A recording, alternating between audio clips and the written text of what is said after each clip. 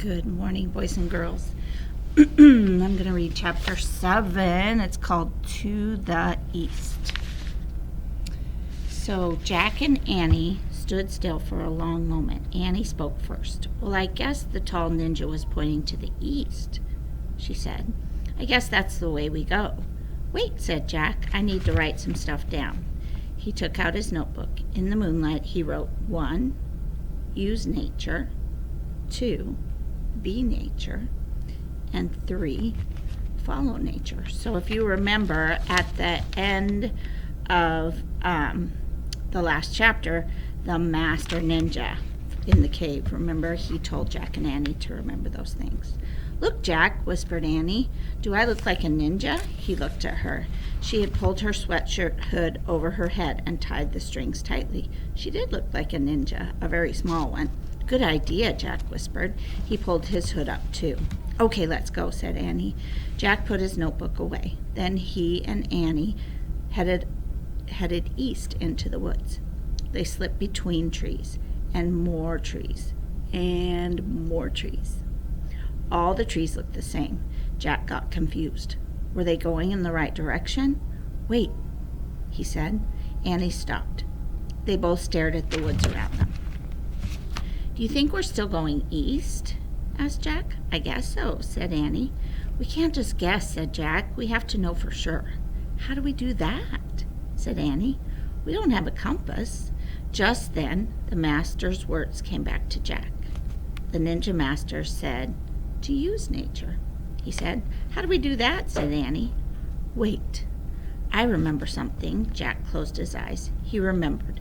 Something in a camping book. Now, what was it? He opened his eyes. I've got it.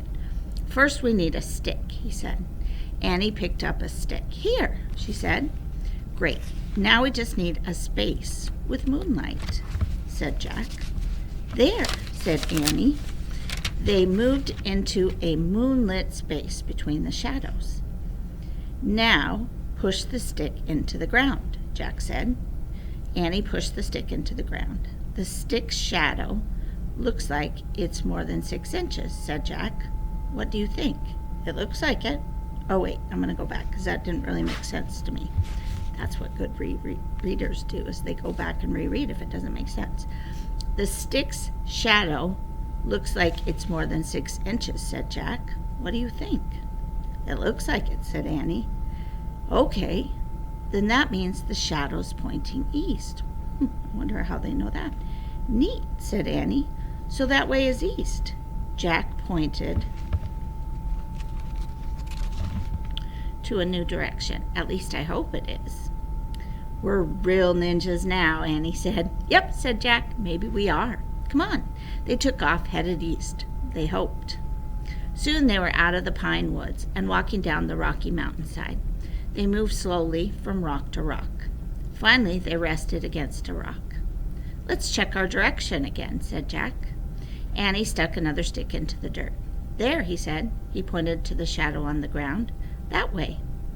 Annie peeked over the rock, down the mountain. Yikes, she said softly. Jack looked too. His heart nearly stopped. There were flames of fire coming up the mountain. The samurai. Jack and Annie ducked behind the rock. Squeak, said the mouse. Quiet, Peanut, said Annie. Jack reached into his pack. He pulled out the ninja book. I hope something in here can help us, he said. Jack flipped through page after page until he found what he was looking for. It was a picture of warriors wearing bamboo armor. They were holding swords. He read, the samurai were fierce Japanese fighters. They carried 2 swords to cut down their enemies. Annie tapped Jack on the shoulder. Look at this picture.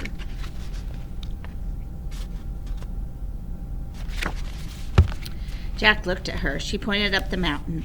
A figure was coming down toward them. He was very near. In the moonlight, his bamboo armor was shining. His 2 swords were gleaming. It was a samurai warrior.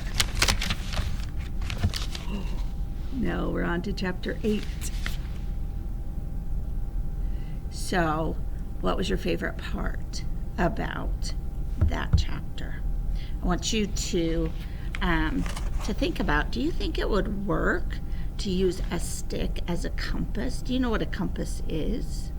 So a compass is like a tool that you can use that shows you what direction to head in. It says north, south is down, east and west. So compasses are very important if you're in the woods or in the forest, and because, like they were saying, the trees were all around them. All the trees kind of look the same. It's easy to get lost, so you should probably have a compass. And I was wondering if that would really work, to put a stick in the ground and look at its shadow. Because the moon, I have to do some investigating about that. I think the moon moves throughout the night, so I wonder if that would really work. I'll have to look into it. Can you put a stick in the ground and see its shadow? And see if it's less than 6 inches, the shadow is less than 6 inches long. So a ruler is 12 inches long. I don't have a ruler. It's over there in a drawer. Maybe we'll have to talk about that next week.